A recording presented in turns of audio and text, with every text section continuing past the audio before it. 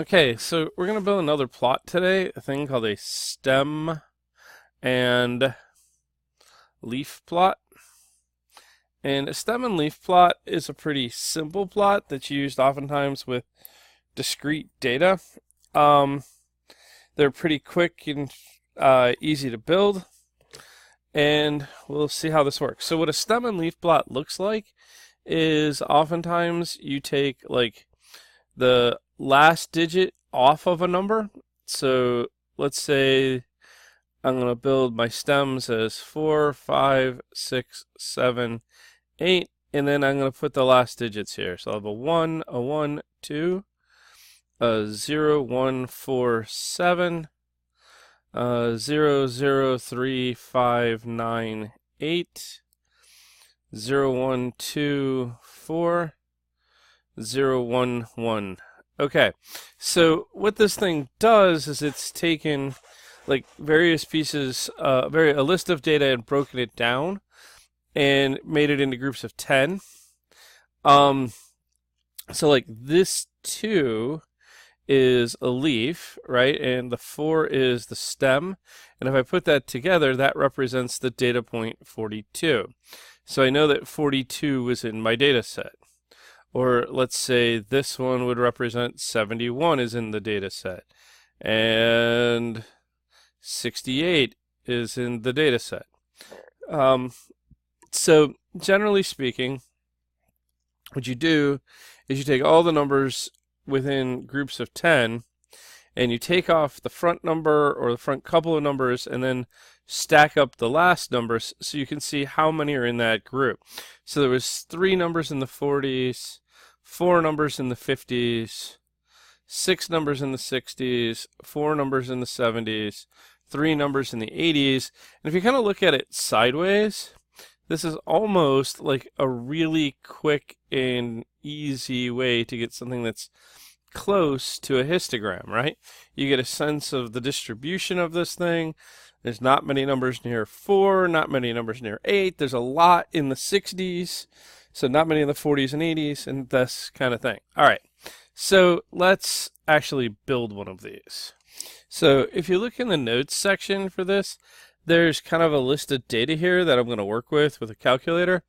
And if you look at that list of data, it's like 30 numbers. And I think where I pulled this from is like, this is like 30 years of like Grammy Best Album winners and their ages at the time that they won the album. So we're going to try to get like a distribution of that using a stem and leaf plot. So that's the list I'm working with, coming straight from your notes. Okay, so stem and leaf plots is not a function of the TI-84 calculator, so I'm actually going to leverage the calculator to do some of the grunt work for me, but then I'm going to actually have to build the plot by hand here, okay? So you're going to have to see me kind of work with the calculator and then by hand. Okay, so to help myself out with the calculator here, I'm going to go to Stat, Edit, and then I'm going to put that data into list 1. So give me a minute to do that. If you're bored, you can fast forward the video, but that's what we're going to do. 27, 25, 40, 57, 42, 47, 30, 68, 21, 28, 56, 23, 52, 52, 54, 23, 28, 74, 45, 34, 67. All right, 49, 20, oops. 20, there we go. 31, 23, 26, 39. All right, so those are the 30 people that are on my list for Grammy winners here. And what I want is I want that list to be sorted.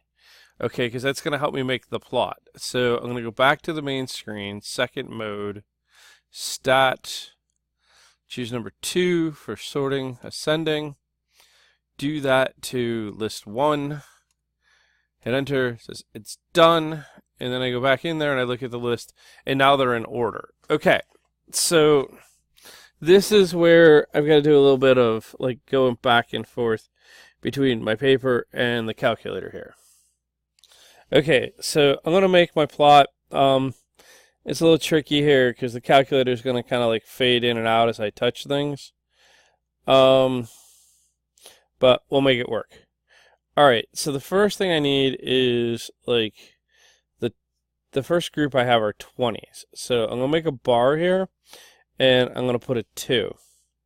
And now I got to look. I've got like a 0, 1, 3, 3, 3, 5, 6.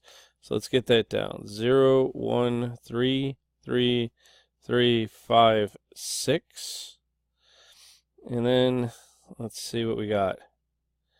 Alright, so we got some more in the 20s here. We got a 7, 8, 8.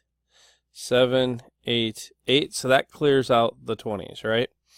Now let's look at the 30s, right? So I got 30s, and I need a 1, 4, 5, 5, 9. 1, 4, 5, 5, 9.